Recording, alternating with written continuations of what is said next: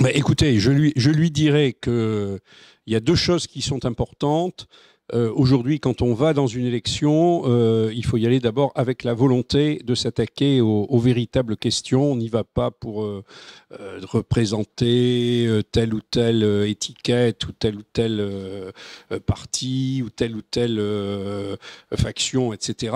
On y va d'abord pour servir ses concitoyens. C'est pour ça que nous sommes partis sur cette idée de rassemblement. On sait que la situation est très difficile et quand ça va mal, eh bien, on essaie de rassembler le maximum de compétences et d'énergie et de gens qui, quelles que soient leurs origines, leurs sensibilités, ont envie de travailler ensemble pour redresser cette ville. Et puis la deuxième chose, je l'ai dit aussi tout à l'heure, c'est pas de promettre monts et merveilles, c'est pas d'annoncer qu'on va faire 50 choses, parce qu'on sait très bien que la marge d'action, il faudra la conquérir dans les années qui viennent et ça ne sera pas facile. Et donc se centrer sur les 4 ou 5 choses essentielles. On les a finalement un petit peu évoquées au cours de cet entretien. L'emploi, l'activité, l'emploi. Ça, c'est vraiment le problème numéro 1 de Bergerac. Deux, la santé, parce que je veux dire, les choses évoluent pas bien actuellement et c'est pas propre à Bergerac, mais je veux dire, il faut réagir vite.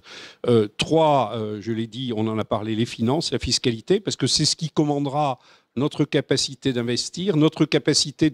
On est très attaché à l'environnement. On a adopté 12 engagements sur les questions d'environnement. Mais notre capacité à réaliser, ça dépendra aussi de notre capacité à maîtriser les finances sans augmenter la fiscalité, parce que nous refusons d'augmenter les impôts dans une ville où ils sont déjà élevés et où une grande partie de la population en souffre terriblement, avec je dirais, des gens qui ont des revenus modestes, des retraités qui ont souvent fait l'effort d'acheter leur maison, qui paient à la fois et la taxe d'habitation et le foncier bâti. Donc l'environnement, le cadre de vie, nous agirons beaucoup, bien sûr, là-dessus, mais dans la mesure où nous aurons des marges. Et il faut d'abord reconquérir ces marges. La sécurité, parce que c'est un enjeu important, mais je dirais que ça, on en a quand même une certaine expérience. Il faut une bonne coopération police nationale, police municipale, et il faut une implication très forte des élus. Et puis de la prévention, il faut être sur le terrain, il faut être à l'écoute. Et puis de la prévention, les opérations Tranquillité Senior, le conseil intercommunal de prévention de la délinquance. Et puis dernier aspect qu'on a évoqué aussi, la transparence et le dialogue. Parce qu'il n'y a pas de démocratie sans transparence et sans dialogue.